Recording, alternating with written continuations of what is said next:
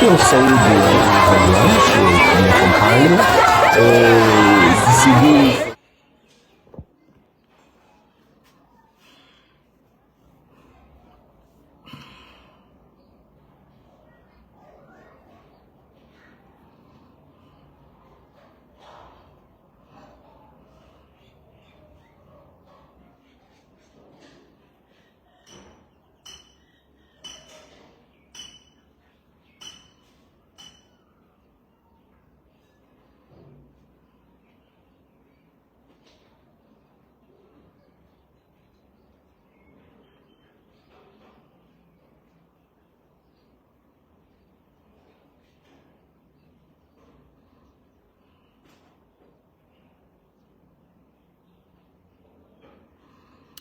Viva pessoal, boa tarde a todos, boa tarde a todos, como estão?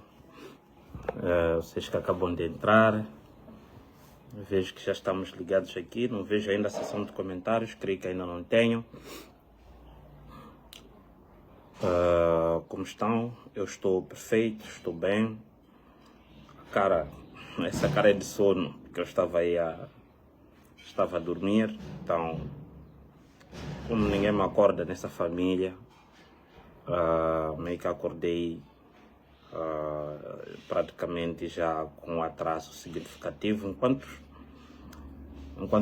uma vez que estou no momento de disciplina, então tento honrar com meus compromissos. Eu disse, não, vou entrar assim mesmo, não fica nada mal, todo mundo dorme, todo mundo conhece cara de sono, ok? Então, vocês que já estão conectados aqui, partilhem a live. Sei que muita gente está na igreja essa hora. Sei que muita gente está no culto. Sexta-feira Santa hoje. Então, vamos partilhar a live para alcançar aqueles que não estão na igreja. Ok? E aqui estão a aparecer comentários, mas aqui eu não consigo ver nenhum comentário. Ligado de Chubuto. Então, você também que está conectado, pode dizer de onde é que tu me assiste, de onde é que tu me assistes, sua província,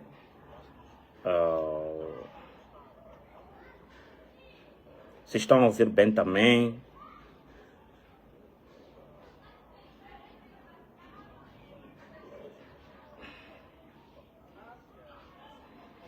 Ok.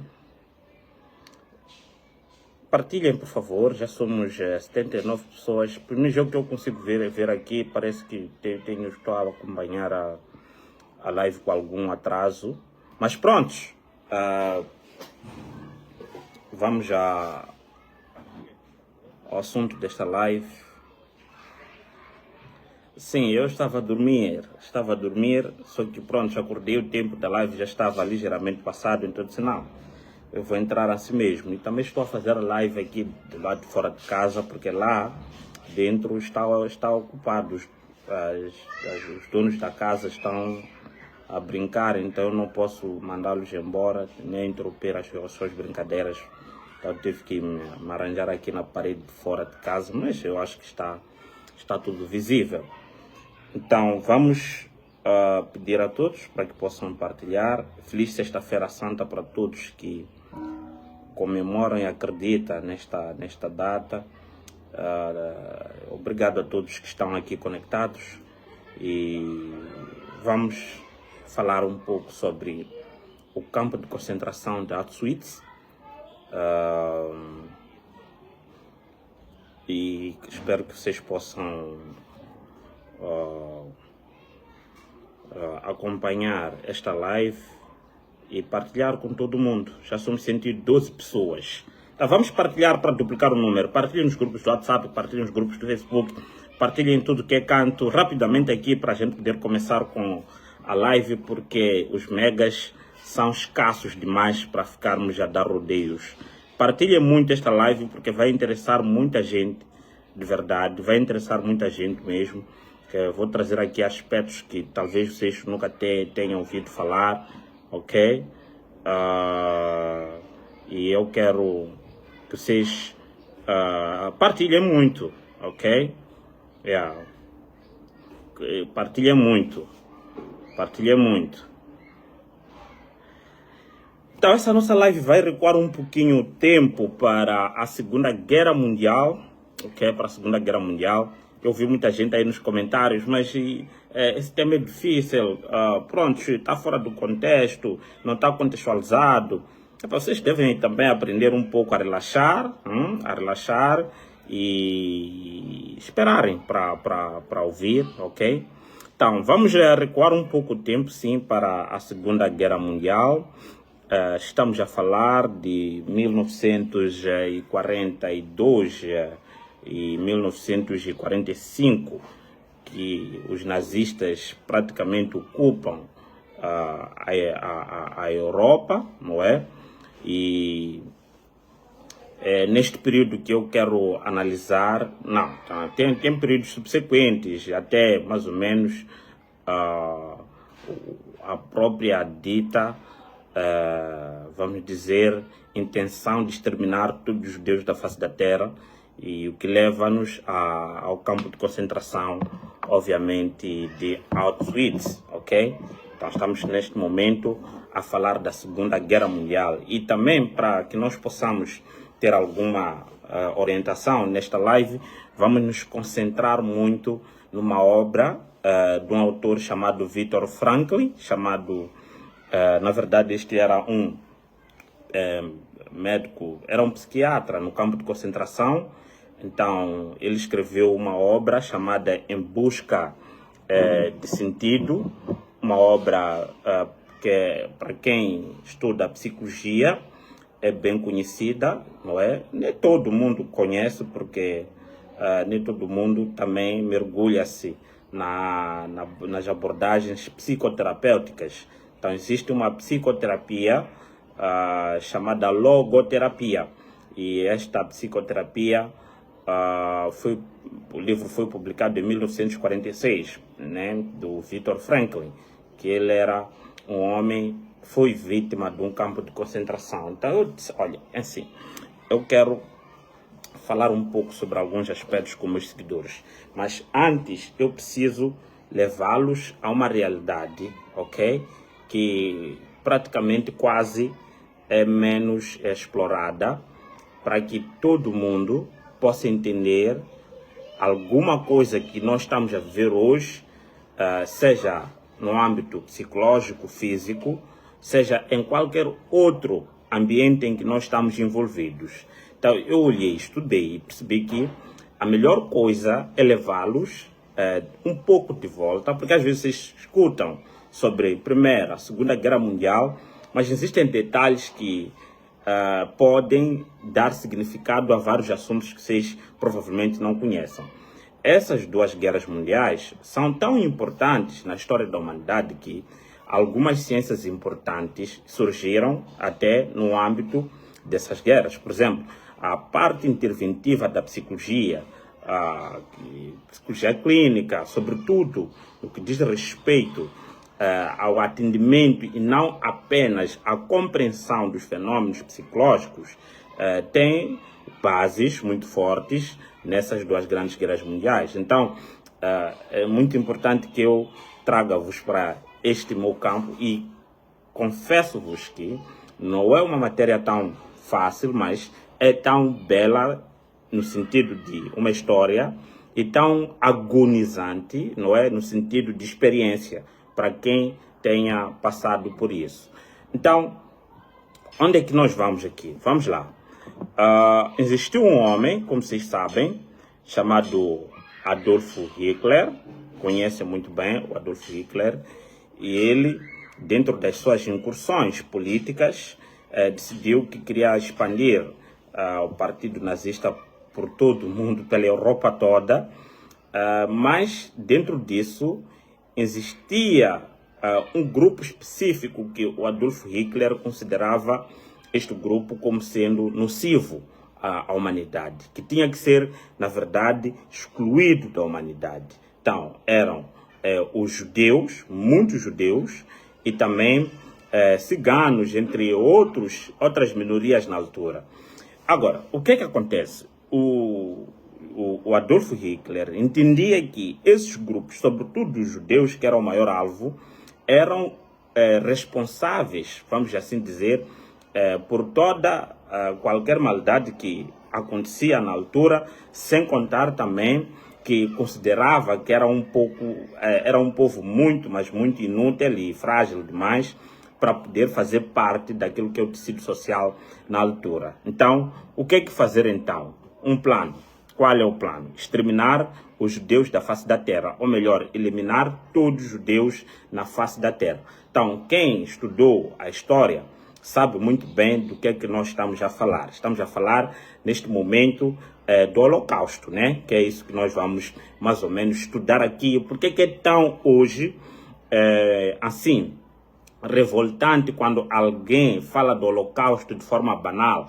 Vocês viram, por exemplo, o presidente do Brasil, que quando falou, comparou, por exemplo, o massacre, vamos assim dizer, não sei se vou chamar de massacre, não quero politizar essa coisa aqui, senão depois vamos levantar debates aqui que não me interessam. Então, quando ele falou sobre os bombardeios do Israel à Palestina, depois usou o termo que aquilo foi um holocausto. Então, isto foi condenado basicamente em todo o mundo. Olha, tu podias usar qualquer tipo de expressão, menos holocausto. Por quê? Porque o que eu vou contar aqui para vocês, vocês mesmos vão perceber que nada se compara, na visão da maioria das pessoas, a nenhuma coisa que acontecer ou vier a acontecer até aqui pode se comparar ao sofrimento que esse povo judeu passou, não é? Até ter aquele pedaço de terra que hoje chama-se Israel. Então, vamos aos fatos. Então, os primeiros campos de concentração surgiram mais ou menos em 1933, né? Basicamente isso. Mas para que nós não possamos aqui, assim, ficar em datas, depois vocês não vão fixar nada disso, eu sei. Vamos nos concentrar realmente naquilo que é o ponto central aqui. O fato é que o Adolf Hitler entendeu que precisava eliminar os judeus da face da terra, porque não gostava deles. Eles não eram importantes para aquilo que era a Europa naquele momento. E os judeus, como vocês sabem, ao longo da história também, para quem estuda a história, sabe que os judeus nunca tiveram um lugar que poderiam chamar de lar, né? Então se concentravam aqui, depois se concentravam ali, depois se dispersavam. Então iam incomodando com as suas evoluções, suas ações. Então, mas neste caso em particular, o Adolfo entendeu mesmo que esses homens tinham que ser exterminados. Então o que ele faz? Ele desenha um plano que pudesse eliminar os judeus da face da terra. Então, numa primeira fase, segundo a história que eu tenho lido bastante há muito tempo, é que ele decidiu que este extermínio seria através do quê?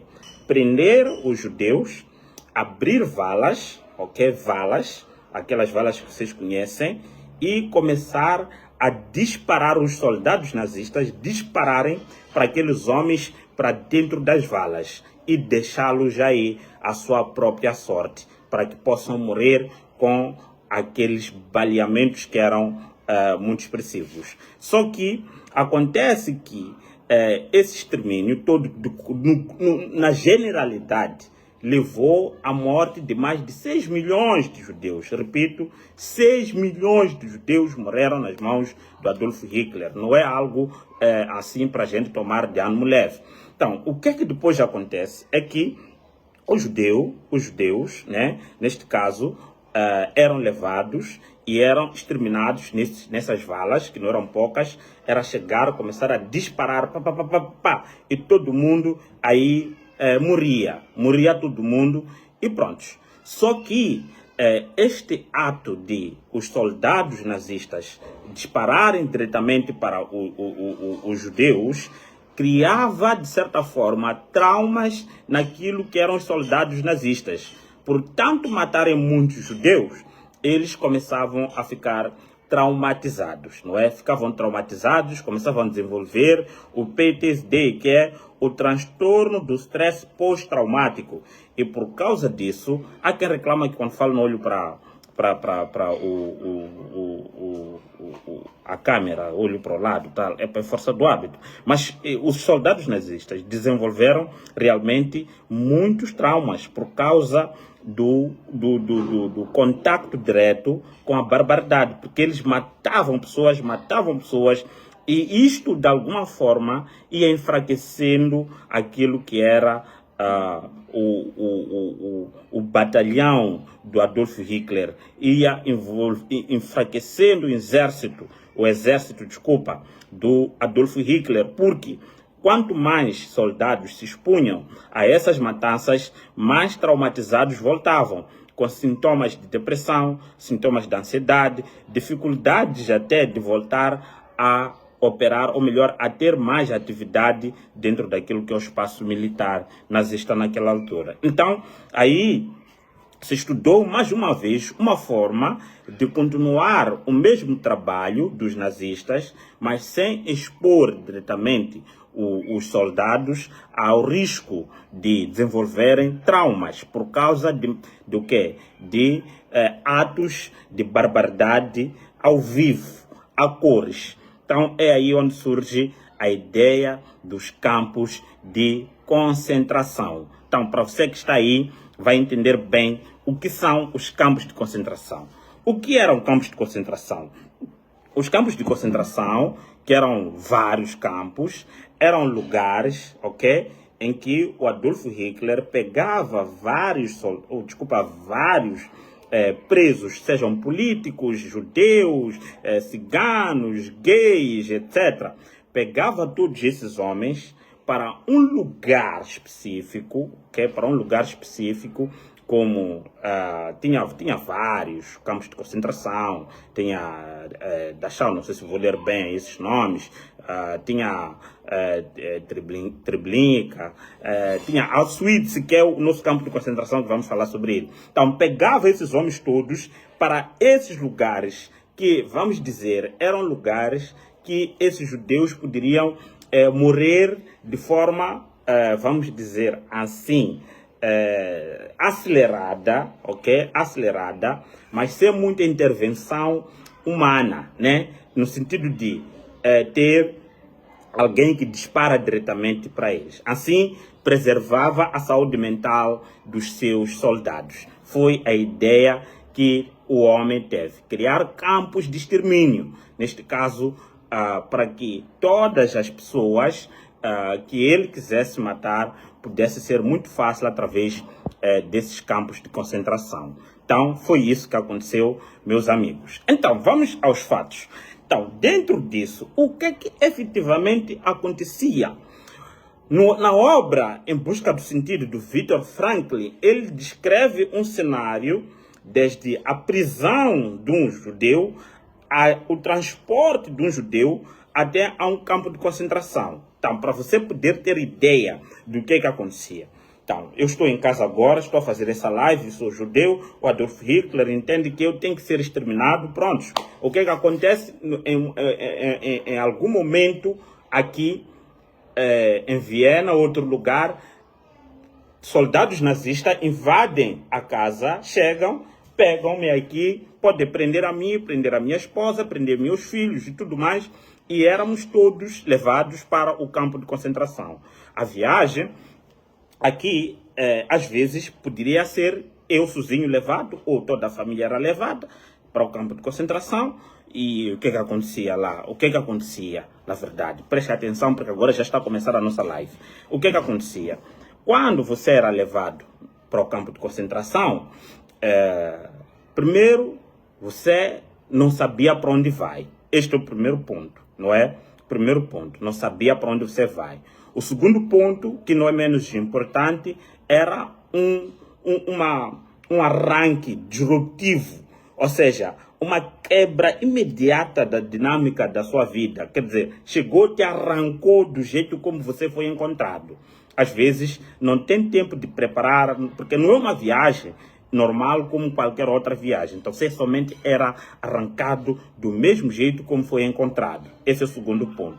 O terceiro ponto, ok, é que você podia ser imediatamente separado também do seu ambiente social, das pessoas com quem tu convivias, e tinha que se ver a ser transportado, às vezes, com pessoas que não conhece ou com os seus familiares, que também era muito comum. Então, o que é que acontece? É aqui onde a coisa entra. O primeiro choque é quando você entra naquela carruagem que te levava até o campo de concentração. Na verdade, eram comboios que iam te transportar até ao campo de concentração, por exemplo, de Auschwitz, que é o nosso objetivo aqui.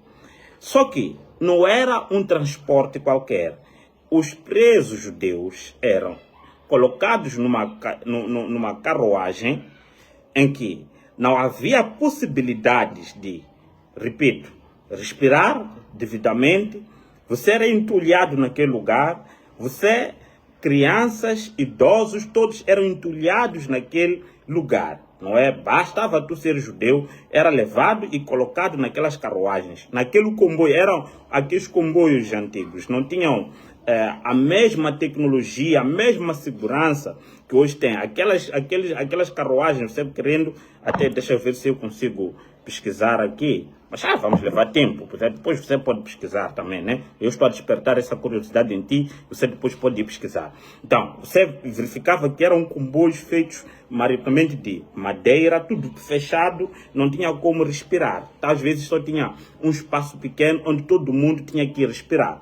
Então, depois eram transportados uma viagem que ia levar noites e muitas noites. A carruagem não era tão veloz como o comboio que nós queríamos construir aqui, o Mospress, não era tão veloz assim. Eram carruagens muito lentas, por isso que levavam muitos dias para chegar ao destino.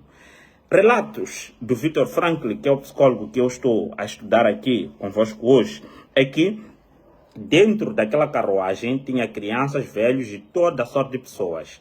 As necessidades maiores e menores terminavam também naquele lugar. Não havia, repito, não havia naquele momento casa de banho dentro, as carruagens não paravam. Então, quem tinha um pouco de água bebia aquela água. Só que chegava um tempo que a água também acabava e as pessoas tinham que beber a própria urina. Os pais tinham que dar a própria urina para os seus filhos naquele lugar.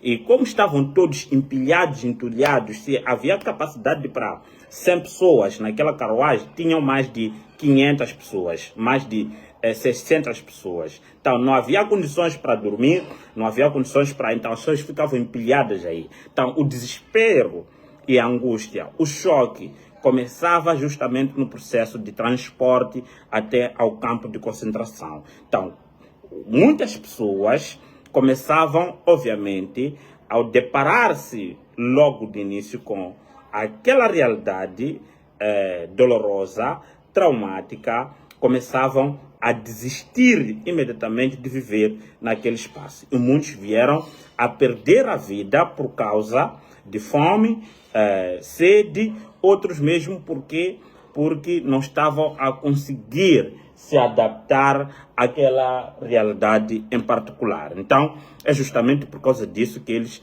acabaram, repito, desistindo de viver naquele momento. Mas a viagem seguia, ok? Seguia. E chegaram no campo de concentração de Auschwitz. Uma realidade que nunca tinham visto antes, ok?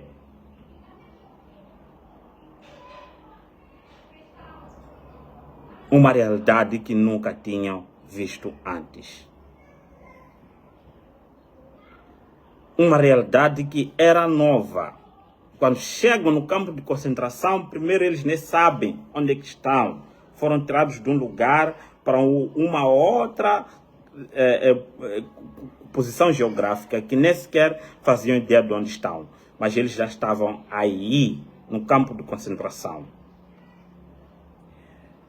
E os que já tinham sido presos anteriormente, alguns tinham conseguido alcançar alguns escalões, como oficiais dias, etc., vinham para receber os presos judeus que acabavam de chegar no campo de concentração de Auschwitz.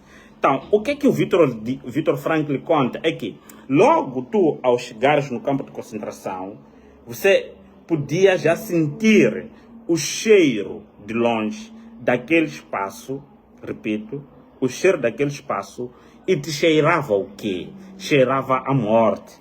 Cheirava a morte, ok? Recorda, para quem acaba de entrar, nós dissemos lá no início que o Adolf Hitler, antes, ele matava os judeus porque tinha que os exterminar de forma,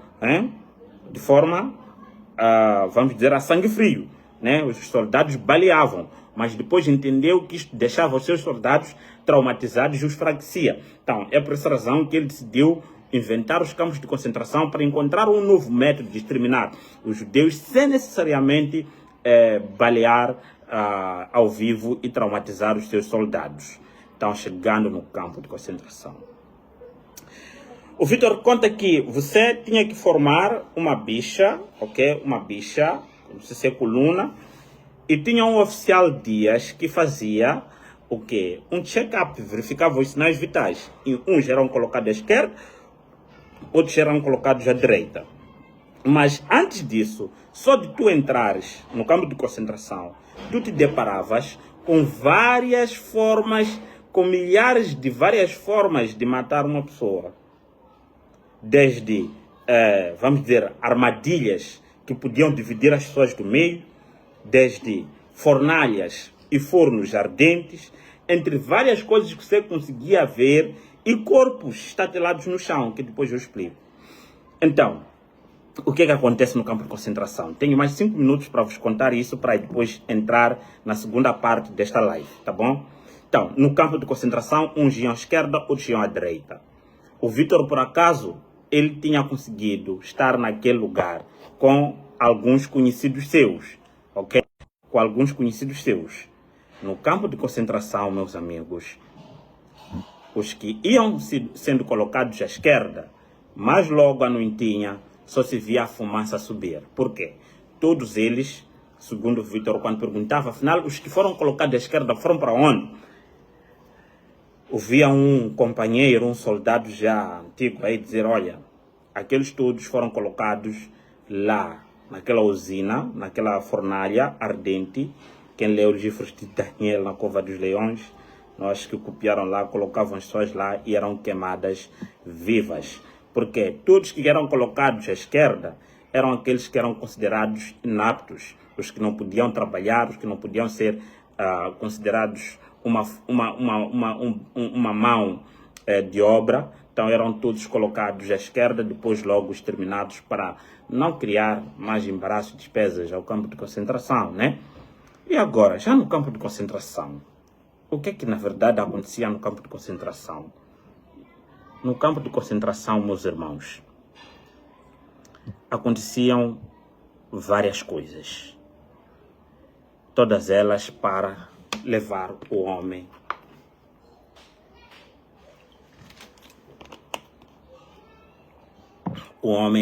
ao colapso. Todas elas para levar um homem a uma morte lenta e dolorida. Não existe na história um grupo que tenha sido castigado mais que os judeus. Então o que aconteceu no campo de concentração? Número 1.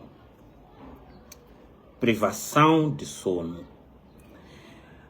Os judeus, eles tinham que dormir em barracões, mais ou menos coisas construídas como pocilgas para porcos. Quando chovia, aquilo era lama, por isso que crescia nos seus corpos pocilgas. E quanto de pocilgas não quis dizer pocilga, pulgas, assim se diz. E todo tipo de carcaças que vocês podem imaginar cresciam nos seus corpos.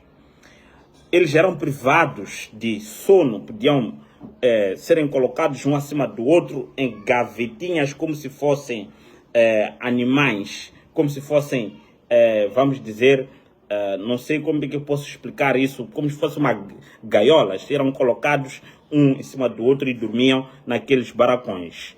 Então isto fazia com que não fosse possível apanhar sono. E nas noites frias da Europa, como vocês podem imaginar, aqueles homens não tinham direito absolutamente de nada. Apenas um linho bem fino que fazia com que muitos deles perdessem a vida por causa do frio, por causa da privação de sono, por causa da privação da alimentação. Sim, porque eles não tinham direito à alimentação. Não tinham direito.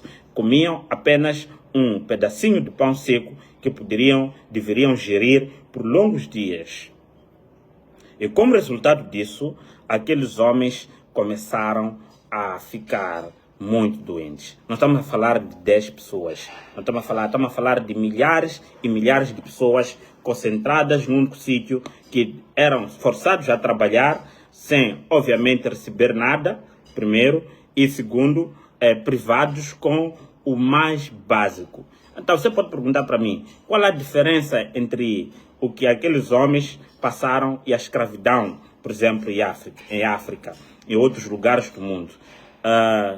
Tudo era doloroso, só que aqui em África o objetivo central era o trabalho forçado e não, vamos dizer, eliminar a raça negra como tal, não. Era o trabalho forçado, uma mão de obra barata, tirar a identidade como ser humano. Então, lá, nos judeus em particular, era a junção do trabalho forçado, mas com o objetivo de, depois de um tempo, esta pessoa tem que, obviamente, vir a morrer. Era essa a ideia principal.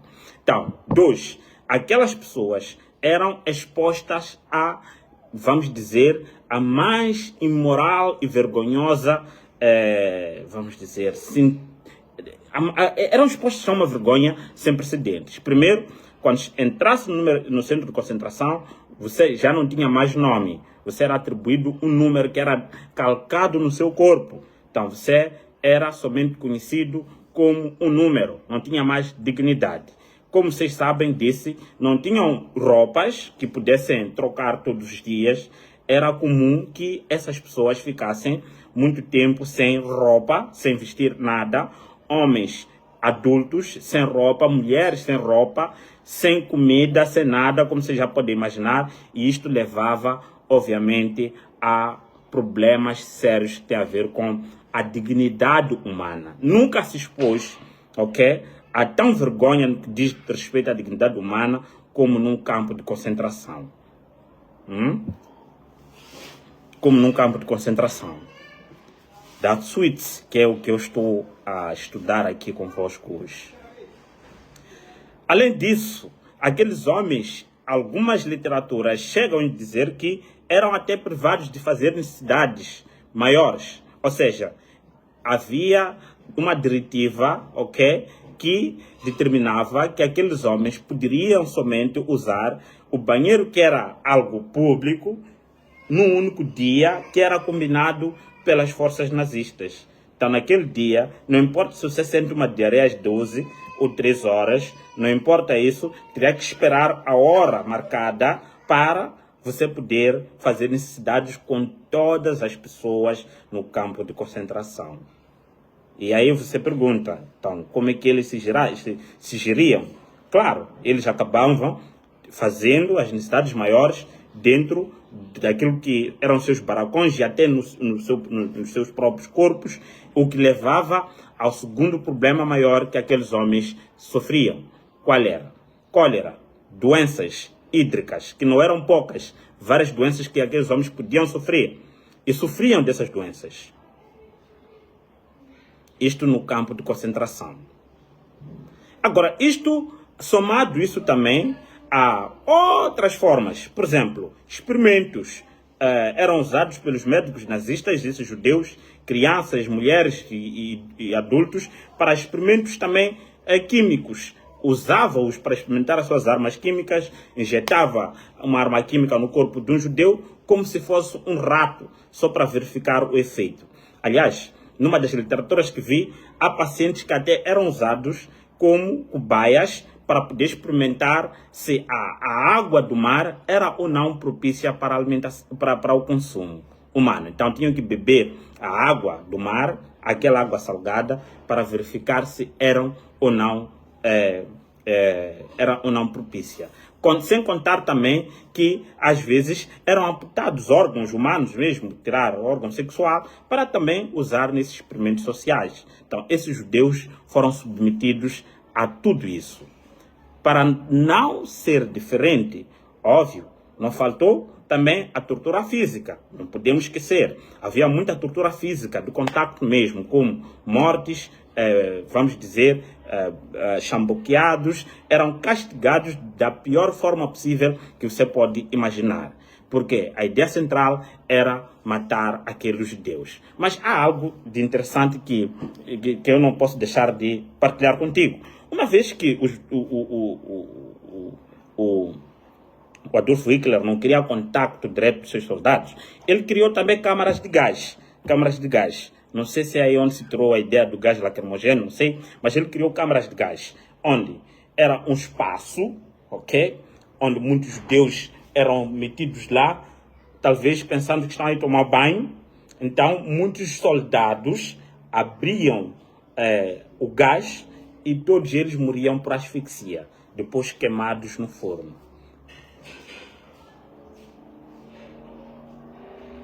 É isso. A humanidade, sim, já chegou a este nível. Nós já chegamos neste nível. Então, este processo todo chama-se do Holocausto. Esse processo todo chama-se do Holocausto. Nessa brincadeira toda, morreram mais de 6 milhões de pessoas nas mãos do Adolf Hitler. Então, às vezes, algumas pessoas perguntam por que o Adolf Hitler é mais famoso por barbaridades e não o Mao Tse-tung, que matou muito mais que o Adolf Hitler. O método do Adolf Hitler o tornou um homem mais insano que já viveu na história da humanidade. Ele lidera os rankings dos homens mais insanos que já viveram na humanidade. Os métodos dele. Então, é essa realidade que se viveu nos campos de concentração, no campo de concentração de Auschwitz em particular. As pessoas foram expostas ao mais, pior, repito, ao mais pior sofrimento que um homem poderia imaginar. O resultado disso é o que você já imagina. Morriam as pessoas estateladas no campo de concentração. Era normal um prisioneiro morrer estatelado, morrer no campo de concentração. Todo mundo podia acordar, de repente, corpos estatelados. Era o normal de um campo de concentração.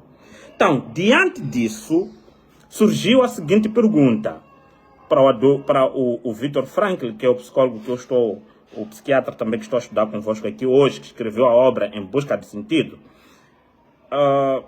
Duas perguntas ou três importantes que eu vou partilhar aqui convosco. Primeira pergunta. Os amigos dele perguntaram para ele. Olha, é assim. Nem perguntaram, disseram para ele. Viktor, nós queremos desistir de viver. Nós queremos desistir de viver. Por quê? Porque não há mais sentido na nossa vida. Não há sentido de você continuar a viver nessas condições. Então, as pessoas no campo de concentração, tirando todas as torturas que você pode imaginar, eles tinham um grave problema. Qual é? Eles chegavam a desenvolver neuroses, desenvolviam depressão, desenvolviam ansiedade, viviam um vazio interior, um vazio existencial. Se eles foram tirados da dignidade, nem nome não tinham mais. Não tinham convivência com ninguém. Então eles chegaram a dizer para Viktor, aqui já não faz sentido nenhum. Eu não vejo motivo de continuar a manter a vida estando submetido numa situação como essa, de uma dor intensa.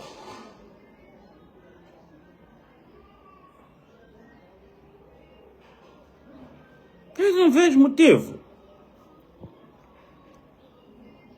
Não vejo motivo nenhum. Então nós queremos desistir de viver. E começava também uma onda de suicídios. Muitas pessoas suicidavam-se no campo de concentração, porque não aguentavam mais. Alguns trocavam um pedaço de pão que deveriam, obviamente, se alimentar com ele, com um cigarro. Trocavam um pedacinho de pão que recebiam no campo de concentração com um álcool, alguma coisa que pudesse lhes tirar da realidade. Então, esses homens diziam que nós não estamos a ver mais sentido existencial. A nossa existência não tem praticamente sentido nenhum. Então, a melhor coisa era, neste momento, morrer. Para nos libertarmos desse sofrimento aqui. Então, vamos desistir. Então, o Vitor foi estudando, é aqui onde está a beleza da nossa segunda parte. Ele foi estudando o comportamento dos homens que eram submetidos a um dos piores sofrimentos que alguém pode ter passado na vida. E ele chegava a algumas conclusões interessantes. Ok? Primeiro, por que algumas pessoas, quando submetidas num determinado sofrimento, seja traição, morte de alguém, ou qualquer outro infortúnio da vida, ou empecilho existencial, desmoronam completamente. Mas tinham outras pessoas submetidas na mesma realidade de concentração que encontravam força para poder viver naquelas condições. Qual era a diferença entre essas duas realidades? Transporta isso para a sua vida hoje, transporta isso para o dia em que nós vivemos. Hoje estamos conectados aqui, agora somos 114 pessoas. De verdade, das 116 pessoas que agora já somos aqui, partilhem a live, por favor. Há 2, 4 pessoas que já passaram pela mesma situação. Traição, desemprego, qualquer outra situação que você pode imaginar. Dessa realidade, 2 ou 4 ou 3 pessoas decidiram, de repente, se tornar pessoas extremamente focadas na espiritualidade. Sendo que outras pessoas, 3, decidiram tentar suicídio. Outros, além de tentar suicídio, decidiram optar por consumo do álcool, até virar dependência. Aqui onde nós estamos. Interessava ao Viktor Frankl compreender por que numa realidade, a mesma realidade, produz, vamos dizer, comportamentos distintos nas pessoas, no campo de concentração. Então, o Viktor Frankl é o psicólogo que esteve no campo de concentração, preocupado em estudar os comportamentos, mesmo ele também sendo vítima desses comportamentos, ou melhor, daquela experiência que estava aí patente. O Viktor Frankl era também prisioneiro, mas ficou naquele todo tempo, durante o campo de concentração, a produzir o livro que depois originou a terapia que é a logoterapia, que é a terapia do sentido de vida. A terapia do aqui ou agora é uma terapia usada hoje para pessoas que estão num sofrimento agudo, pessoas que têm perdas significativas. Então ele queria compreender isso. Por que as pessoas desmoronam, às vezes, com pequenas coisas e as outras encontram forças?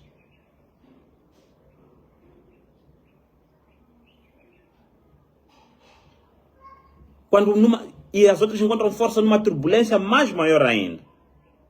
Por quê? Simples. Simples.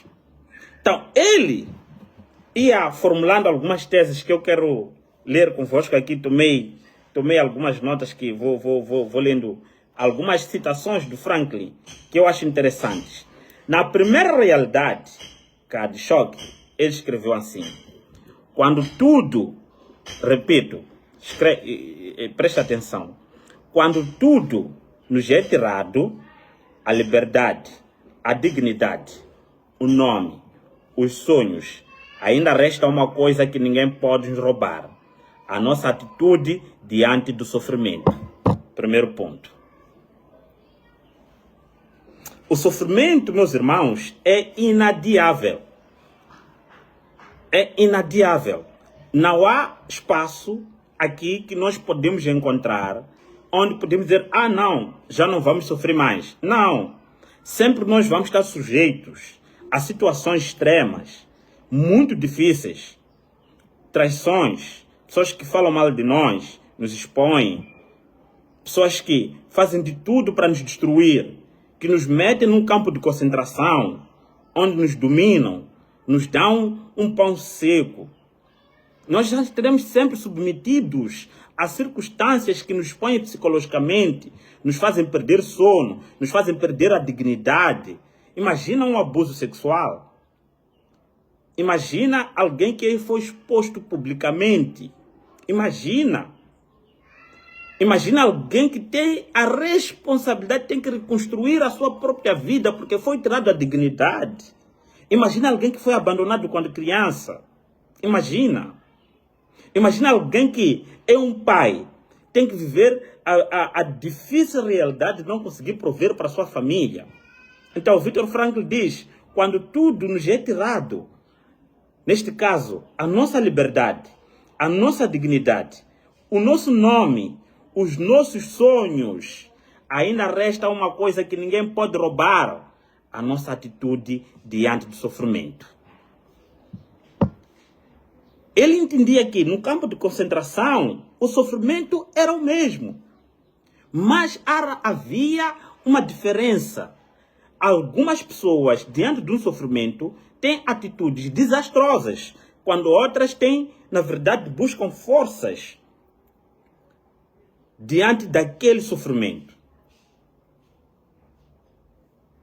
Isto era uma linha de tempo que separava um grupo do outro. E ela disse assim: a primeira coisa que eu vi foi a fumaça, o cheiro da morte, a seleção para a direita, que era para o trabalho, para a esquerda, que é para a morte. Não temos tempo para o luto, só silêncio.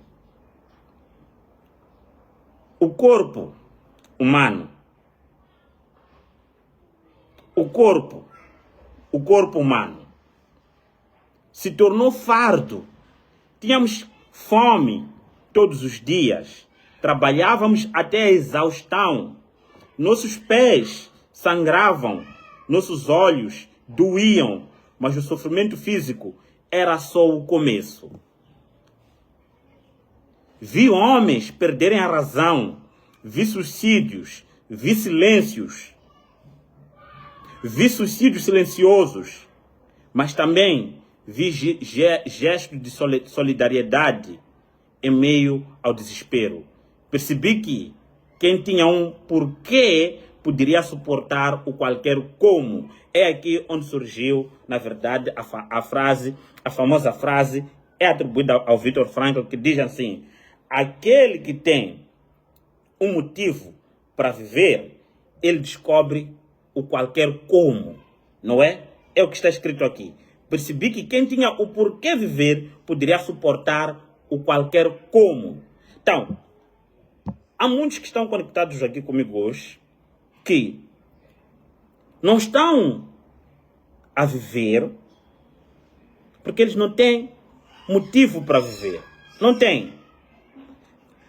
Então, o Viktor Frankl entendia que aqueles que conseguiam se manter em pé no campo de concentração são aquelas pessoas que tinham um motivo que lhes fazia acordar pela manhã. No caso dele, o Viktor Frankl, primeiro, era terminar esta obra que eu estou a ler aqui para vocês hoje. Estou a ler, tirei alguns scripts dessas citações.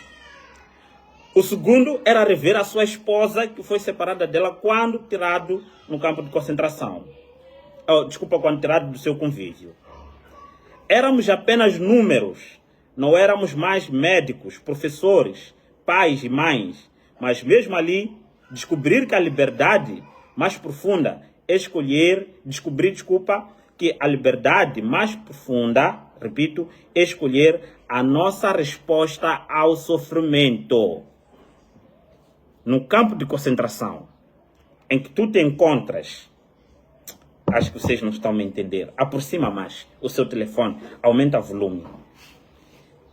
O Viktor Frankl está a dizer, em outras palavras, que naquele sofrimento, diante de tudo o que estava a acontecer, o mais importante para ele, o mais profundo do que o todo sofrimento, era escolher a nossa resposta ao sofrimento.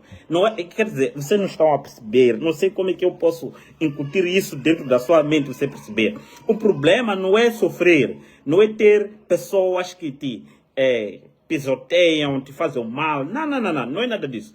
O que é mais interessante nessa profundidade toda é a sua escolha de como é que tu queres que este sofrimento cresça, se configure, ganhe lugar dentro de você, dentro da sua vida. O problema não é a sua mãe ter te abandonado, não é seus pais terem te abandonado, não é isso. O problema é qual é a sua escolha, qual é a sua resposta a este sofrimento. E ele coloca que a forma como nós reagimos ao sofrimento às vezes é resultante de uma construção, de uma escolha que nós mesmos nos colocamos. Ilustre, você está conectado aí comigo? Não sei o que você pensava que essa live seria hoje, mas eu escolhi o campo de concentração para poder te chamar a essa realidade. Você está, sim, no sofrimento, está numa realidade completamente diferente da minha.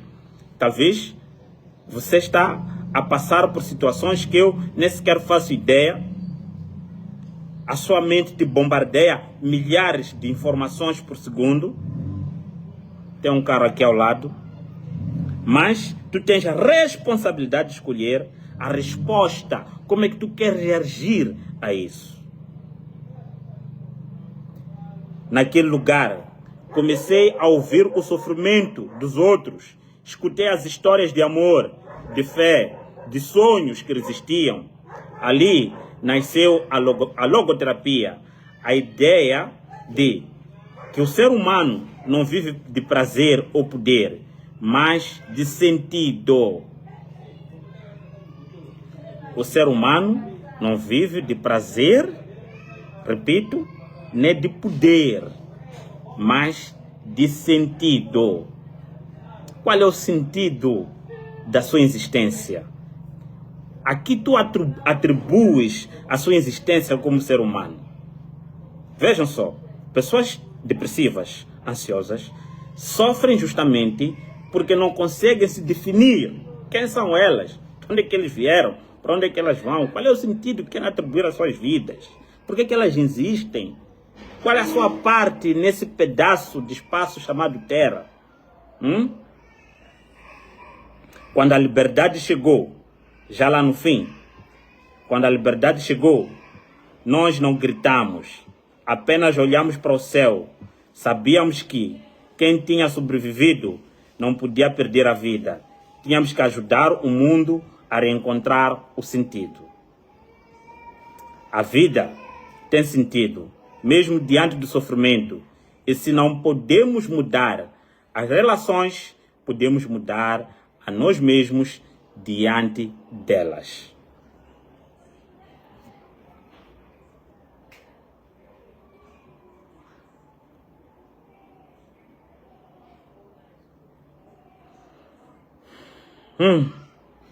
É a primeira parte dessa live. Se vocês gostaram dessa, vou fazer uma outra live com a segunda parte do campo de concentração.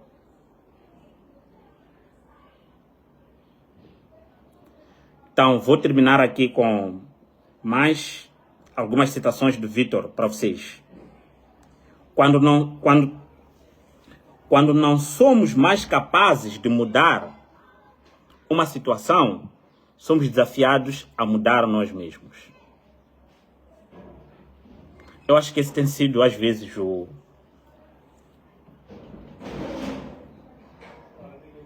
manual da minha vida. Eu passo situações que às vezes eu sinto que eu estou a investir mais numa situação que eu não posso mudar. Então, é preciso que eu mesmo possa mudar diante daquela situação. Um casamento é disfuncional. É uma realidade que você não pode mudar mais. Mas já sabes que, esse casamento me machuca da mesma forma todos os dias. Insultos são os mesmos. Sai daqui, tu não prestas para nada. Tal. A realidade já vive há 20 anos, 50 anos. Mas você sofre do mesmo jeito. Então, a proposta é, se eu não posso mudar uma determinada realidade, eu tenho que mudar diante daquela realidade. Tudo pode ser tirado de nós. Tudo pode ser tirado de uma pessoa. Exceto uma coisa. A liberdade de escolher a sua atitude em qualquer circunstância da sua vida. Tudo pode ser tirado. Entre o estímulo e a resposta, há um espaço. Nesse espaço é o nosso poder de escolher a nossa resposta. E a nossa resposta reside na consciência e no crescimento e na nossa liberdade.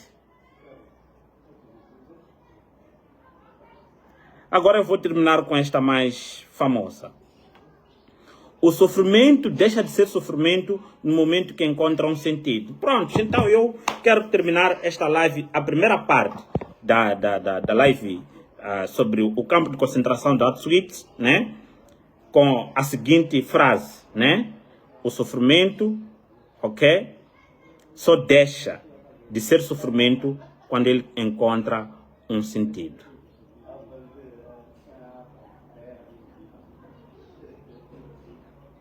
Então, a pergunta é, diante de tudo quanto você está a sofrer hoje, qual é o sentido que se atribui ao seu sofrimento? Como está a sua mente hoje? Diante das turbulências que você está a passar. E a propósito, irmão, há quanto tempo você está a passar essas turbulências? Minha irmã também. Você já pensou em desistir? Qual tem sido sua atitude diante do seu sofrimento? Então, essa live é um contributo especial que eu tenho para vocês hoje, sexta-feira santa, para recordar para vocês que é preciso a gente buscar um sentido existencial, o motivo pelo qual nós podemos acordar todas as manhãs e a nossa vida fazer sentido. Mesmo que estejamos mergulhados no pior dos piores infernos da vida. Mesmo que estivermos no pior dos campos de concentração. Mesmo quando estivermos com a dignidade exposta. Quando estivermos no pior dos sofrimentos. Nós temos que buscar algum sentido que faça a nossa vida valer a pena. Se vocês concordarem, eu posso voltar com o campo de concentração parte 2, uma live interessante. Então, nesta parte 2, nós vamos falar do contrato de existência humana. Vamos falar do contrato de existência humana, na parte 2, do campo de concentração. Se vocês concordarem. Então, essa era a nossa conversa breve hoje, mas antes quero saber se vocês concordam que a gente pode voltar com a segunda parte ou não da nossa live hoje. Agora, outras coisas eu não posso aprofundar muito, né? Então, caberá a vossa capacidade de análise, também a vossa capacidade de fazer ligações, de fazer pontos. Mas se vocês concordarem, eu posso voltar com a segunda parte da nossa live, que vai ser o contrato de existência humana.